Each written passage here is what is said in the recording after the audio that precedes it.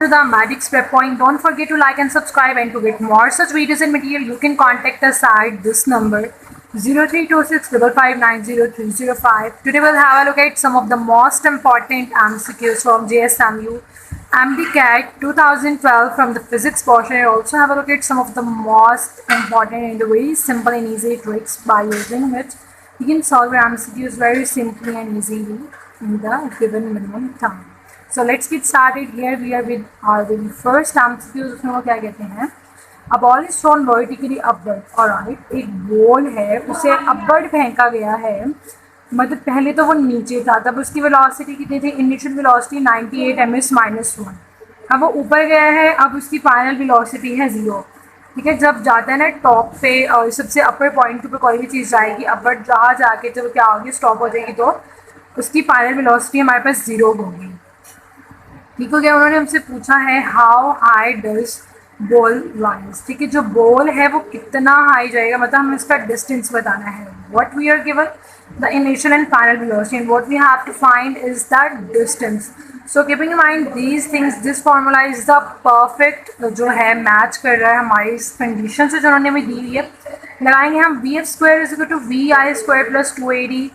Alright, so the thing that I have discussed a lot of times, मैंने पहले भी बताया हुआ है बहुत दफ़ा अपनी हर वीडियो में ऑलमोस्ट, लाइक क्या करना है, जो चीज़ फाइंड आउट करनी है उसे हमने सेपरेट कर लेना है.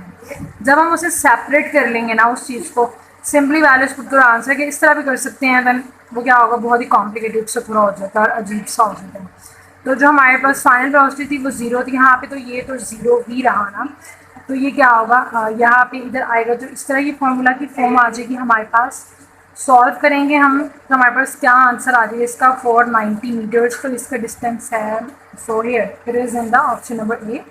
Will mark it as the correct option. हम इसको इस तरीके से सॉल्व कर सकते हैं. ठीक है,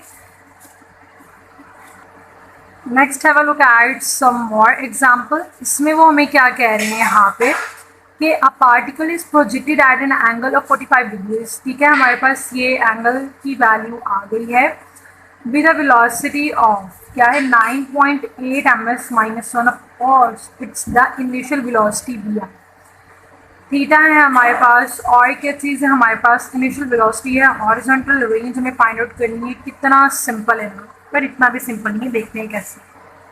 फॉर्मूला तो इसमें बहुत सिंपल है, बट जब यहाँ पे इसको देखते कैसे करेंगे, ये फॉर्मूला इसमें वैल्यू पुट करेंगे, साइन 2 थीटा होता है.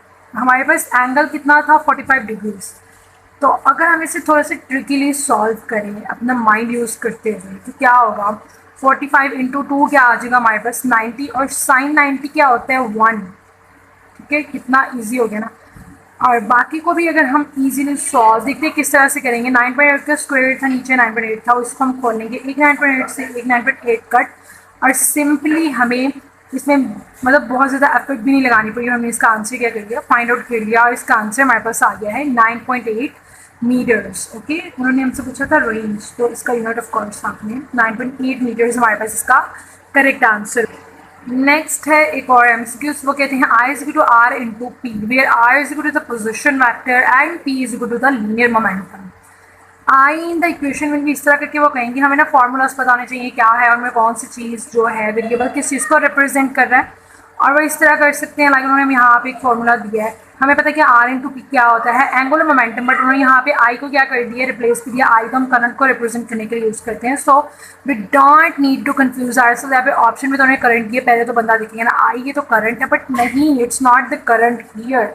इस चीज़ में क्या है, ये एंगुलर मोमेंटम है. क्यों, because it is becoming equal to the R into P, और आर और पी को भी उन्होंने स्पेसिफिक कर दिया कि लीनियर मोमेंटम को हम मल्टीप्लाई करें पोजीशन वेक्टर से तो हमारे पास एंगुलर मोमेंटम आता है. तो ये भी आपने बहुत अच्छे से याद रखना है, जस्ट फॉर्मूलाज नहीं, कि मतलब उनको ये भी याद रखना है कि उसमें कौन सी इसको रिप्रेजेंट कर रही है. और एक और जो बहुत ही इंपॉर्टेंट एमसीक्यूज है, वैसे तो बहुत सिंपल है, 1 radian is equal to 57.3 degrees. लेकिन इस तरह के एमसीक्यूज बहुत सारे पूछ जाते हैं. आप वो ये भी पूछ सकते थे कि 1 degree is equal to how many radians. तो हमें क्या करना था, 1 इज इक्वल टू आना था 57.3 डिग्रीज था ना, तो 1 बाई 57.3 यहाँ आके डिवाइड हो जाना था, और यहाँ पे हमारे पास 1 डिग्री रह जाना था, और जो आंसर आना था हमने उनको वो आंसर बता देना था. इस तरह करके वो हमसे आप पूछ सकते हैं 1 रेडियन में, 2 रेडियन में, जिस तरह भी मतलब करके ना और अगर वो पूछते 2 radian is equal to how many degrees, तो 1 रेडियन हमारे पास 57.3 डिग्रीज था, तो ऑफकोर्स 2 रेडियन कितने डिग्रीज के इक्वल होता है, हमने दोनों साइड्स पे 2 को मल्टीप्लाई कर देना था। तो इस तरह की चीज़ें भी अपनी याद रखनी हैं। That was all about today. I hope that you people find it very helpful. Thank you so much.